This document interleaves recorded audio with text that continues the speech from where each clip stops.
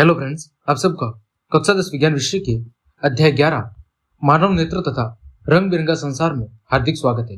हमने इस चैप्टर की व्याख्या बहुत अच्छे से पढ़ ली है।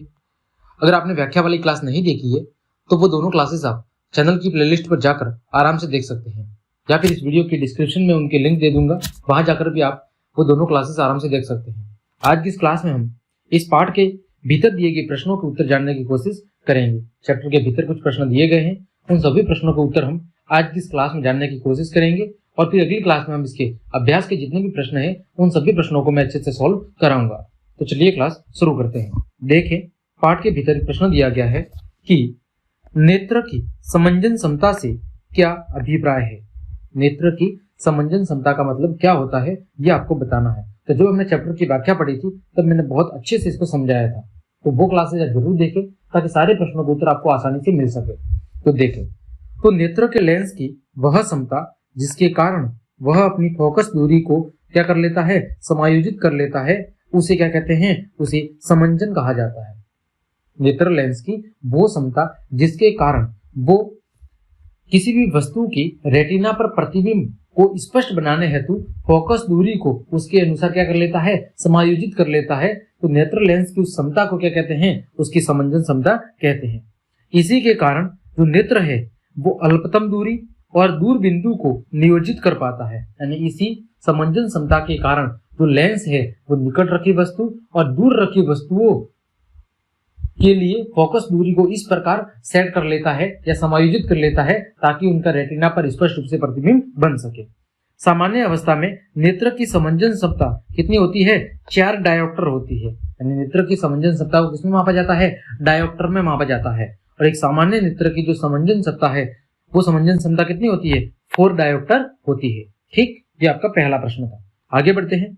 दूसरा प्रश्न दिया गया है कि निकट दृष्टि दोष का कोई व्यक्ति 1.2 मीटर से अधिक दूरी पर रखी वस्तुओं को सुस्पष्ट नहीं देख सकता, तो इस दोष को दूर करने के लिए प्रयुक्त संशोधन लेंस किस प्रकार का होना चाहिए। यानी निकट दृष्टि दोष का कोई व्यक्ति है, यानी उसे निकट की वस्तु दिखाई देती है लेकिन दूर की वस्तु दिखाई नहीं देती है ना। तो इस दोष के दूर करने हेतु आप किसका उपयोग करेंगे, तो हम इस दोष को दूर करने हेतु उचित क्षमता के अवतल लेंस का उपयोग करेंगे। ठीक, आगे प्रश्न संख्या 3। मानव नेत्र की सामान्य दृष्टि के लिए दूर बिंदु और निकट बिंदु क्षेत्र से कितनी दूरी पर होते हैं। यानी कि मानव नेत्र की सामान्य दृष्टि के लिए दूर बिंदु और निकट बिंदु हमारी आंखों से कितनी दूरी पर स्थित होते हैं ये आपको बताना है। तो किसी वस्तु को, निकट की वस्तु को आराम से सही देखने के लिए वस्तु को हमारे नेत्रों से कम 25 सेंटीमीटर दूर रखना होगा। कितना, 25 सेंटीमीटर। यानी हमारी आंखों के लिए जो निकटतम बिंदु है वो कितना है, 25 सेंटीमीटर।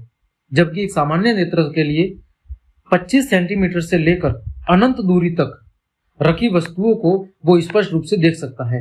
यानी दूर बिंदु अनंत है जबकि निकट बिंदु कितना है, 25 सेंटीमीटर है। आया समझ में, ये इतनी सी बात है। आगे बढ़ते हैं। प्रश्न संख्या 4। अंतिम पंक्ति में बैठे किसी विद्यार्थी को श्यामपट्ट पढ़ने में क्या होती है, कठिनाई। यह विद्यार्थी किस दृष्टि रोग से पीड़ित है और इसे किस प्रकार संशोधित किया जा सकता है। तो देखो, इस व्यक्ति को देखो भाई, बोर्ड है, बोर्ड तो क्लासरूम में ही होगा यानी निकट ही होगा। तो ये व्यक्ति है, उसको कौन सा रोग है, इस व्यक्ति को निकट दृष्टि रोग है। यानी कि उसके बिल्कुल समीप रखी वस्तु है वो तो दिखाई दे रही है लेकिन क्लासरूम में सामने बोर्ड है, मतलब 25 सेंटीमीटर से अधिक दूरी पर है। और जो 25 सेंटीमीटर से अधिक दूरी पर है तो वो किसमें गिना जाएगा, वो दूर गिना जाएगा। यानी कि उस व्यक्ति को कौन सा दोष है, निकट दृष्टि दोष। यानी निकट की वस्तु तो साफ दिखाई दे रही है लेकिन दूर की वस्तु स्पष्ट दिखाई नहीं दे रही है। तो हम जो निकट दृष्टि दोष है उस दोष के निवारण हेतु हम किसका उपयोग करेंगे, उसके लिए हम अवतल लेंस का उपयोग करेंगे, क्योंकि उसे निकट की वस्तु तो साफ दिखाई दे रही है लेकिन दूर की वस्तु साफ दिखाई नहीं दे रही है। अतः निकट दृष्टि दोष के निवारण हेतु हम अवतल लेंस का उपयोग करेंगे ताकि उसे श्याम बोर्ड अच्छे से दिख जाए। आगे बढ़ते हैं। तो ये आपके पाठ के भीतर दिए गए कुछ प्रश्न थे। इन सभी प्रश्नों के उत्तर मैंने बहुत अच्छे से आपको समझा दिए हैं। उम्मीद करता हूँ सारे प्रश्न आपको अच्छे समझ में आए होंगे। तो क्लास देखने के लिए आप सभी को धन्यवाद। अगर आपको क्लास पसंद आई है तो फिर लाइक, कमेंट, शेयर और सब्सक्राइब जरूर कर दें। इसके अलावा आप मेरी वेबसाइट पर जा सकते हैं जहां पर आपको सभी नोट्स उपलब्ध कराए जाएंगे। इसके अलावा आप टेलीग्राम ज्वाइन कर सकते हैं और फिर भी कोई समस्या है तो आप मुझे इस नंबर पर मैसेज कर सकते हैं। तो आज के लिए इतना ही, धन्यवाद।